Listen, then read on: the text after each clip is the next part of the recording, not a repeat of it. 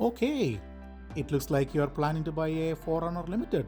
Great choice. Here I am sharing some of my thoughts as a 4Runner Limited owner for last 2 years. Not planning to talk anything specific features or compare the other 4Runner trims.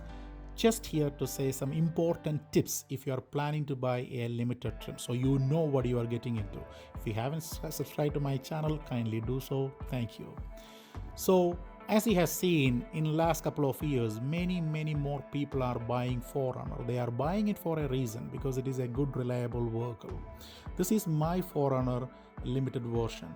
Think about the price. Let's start with the price point. The price is little bit on an expensive part because it actually starts at 45,000 US dollars for the limited trim in US and 56,000 Canadian in Canadian side. It is actually, when you add up the tax and freight and everything, it's gonna add up quite a big actually. So it is all depends upon your budget. And if you are actually planning to buy a Toyota 4Runner limited version for off-roading, no, you have other options. You have SR5, you have TRD ORP or TRD Pro. If you're really off-roader, just stick with TRD Pro or TRD ORP because that does have KDSS and everything in Canadian version for ORP, and limited the TRD Pro comes with forks, shocks and everything. So Toyota 4Runner Limited is not really a rock crawler. If you really want to do some rock crawling and stuff like that, here is my vehicle FJ. I absolutely love this vehicle. It got good clearance. It actually is a robust vehicle. If you are, and this is my personal vehicle. If I am actually going out for a drive, just for fun, I take my FJ.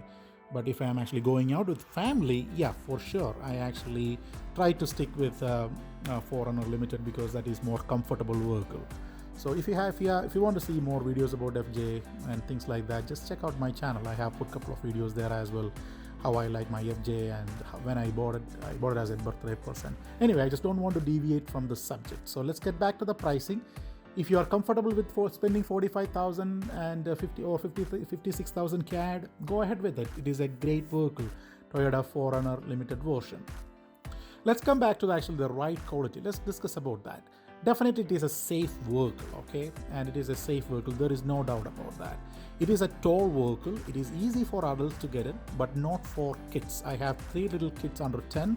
I always found that they are little trouble to climb up, but with the step bar, as you can see in the bottom of the 4Runner, it was very helpful. That's the only reason I kept it there. And it is a go anywhere vehicle. If you are taking your family somewhere, do not get worried about you getting stuck somewhere. It will take care of you. It is a very family friendly vehicle as well because your kids can actually enjoy the third row seat, and your family, rest of the family can actually, there are 5 comfortable adult seats in the 4Runner. So it is a family friendly vehicle. There's a good visibility. That is one other thing. Actually, even though it is a big vehicle, it has high command over actually other vehicle on the road. So it has a good visibility. There is no A pillar or anything actually obstructing your views. So don't worry about it, okay? So this is actually one trim which you can daily use this. So if you are planning to buy it, go to office every day, this might be a vehicle because it is very comfortable. And it's actually same time, if you're planning to do some overlanding with your family on a weekend, yeah, great, this is the vehicle. Why I said? Because it got an X-Ria suspension, which is a super soft suspension compared to any other versions which you may have, because even though the Pro comes with the fork suspension, which is actually good for the off-roading and stuff. I don't know the right comfort in that, but I drove a SR5 and a TRD ORP with Billistines, which is a OEM. This 4Runner Limited was more comfortable in riding because of that X-Ria's suspension system which you got. Is it economical? Depends upon your budget. It is definitely not a Corolla. So it is a massive vehicle. It's a heavy vehicle. So for me, it actually gives 12.8 liters per 100 kilometers. So if I want to drive 100 kilometers, I need to put about 12.8 liters of gas in that vehicle. How about the maintenance? Absolutely nothing. I had no maintenance issues. It was just running. All I need to put is just put the gas and change the oil every 5,000, or I actually do change it every 4,000. I know it is an overkill, but I just do. That's me. So if you for your 4Runner, you can actually, they suggest about 10,000 kilometers or so. It is up to you, but try to stick with at least 7 or 8,000 kilometers. Change the oil, and you are good to go. Okay, then let's talk about the family friendliness once again in that vehicle. Okay, it is a definitely a family friendly trim compared to any other 4Runner versions which you have, because it got 7 seats. If your friends comes in, you can actually tuck in your kids in the third row. Your friends can sit in the middle, and you are good to go, or the vice versa. But definitely, you don't think that you can actually put some adults in the third row. Okay, it won't work because it is only good for kids less than 10 years of age. Otherwise they will be claustrophobic there. How about the safety? It is got ample airbags and SRS airbags, everything, and it is a strong vehicle. Okay, so your kids and your family will be definitely safe in there.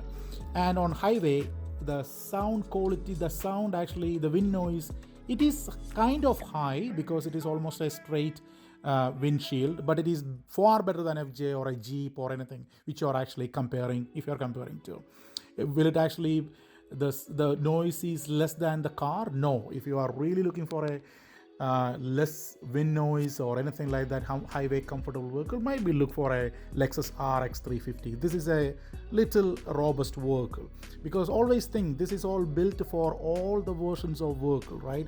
For the limited, they might have done the X-Reas and they remove the KDSs and they put something else like a heated and ventilated leather seats and push button start and things like that. So basically the structure is as of any other 4Runner, which is a robust vehicle, which is a rough vehicle.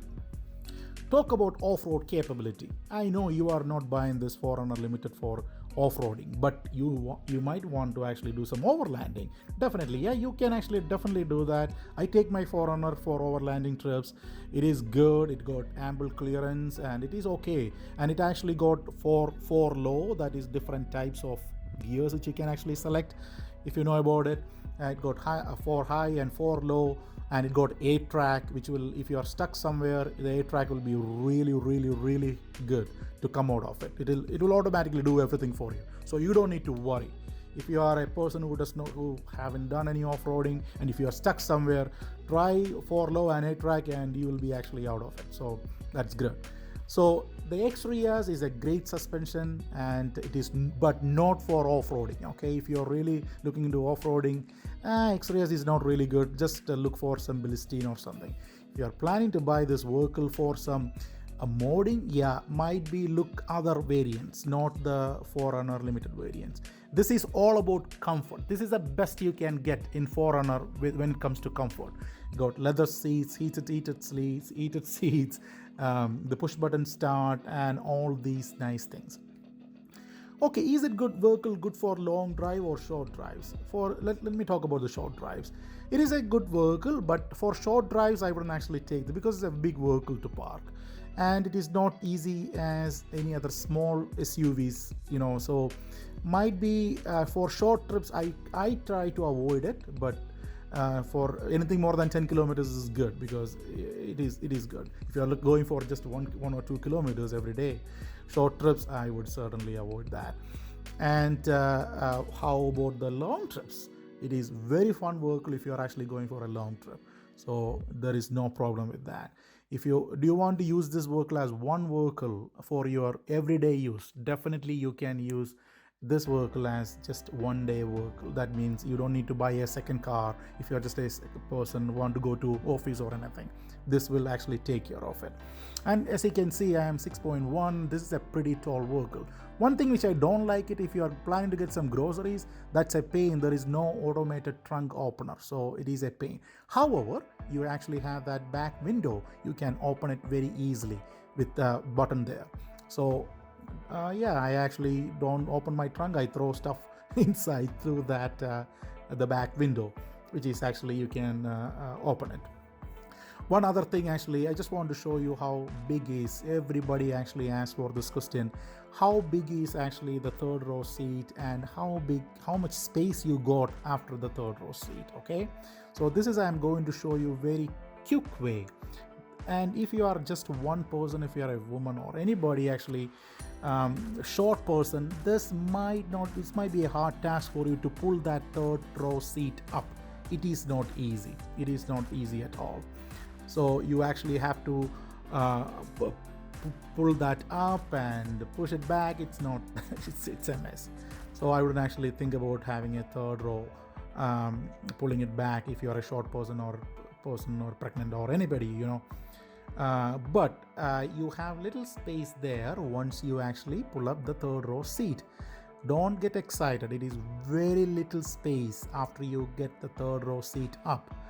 Basically, you can I will actually show putting my hands there to show you how big is it. Just take a look. That's all space you got. That's all space you got once the third row is up. So where are you going to put your luggage once if you are going for a big family trip? I don't know. Might be on the top roof or something, on the roof rack or something. And this is actually a two-way type of pull. Now I have that one, then I need to lean in and pull this one out, the other base seat. So it is not that easy. And as you can see, there is not that much space as well for the back passengers. Let's actually talk about what you should actually think about when you're buying a 4Runner, a used one. Look for rust. The 4Runner any Toyota vehicle is notorious for rust. Just take a look, the frame is not rusted and things like that. And try to buy a vehicle which is 150,000 kilometers or 100,000 kilometers if possible. Look for electrical issues and look for a clean Carfax.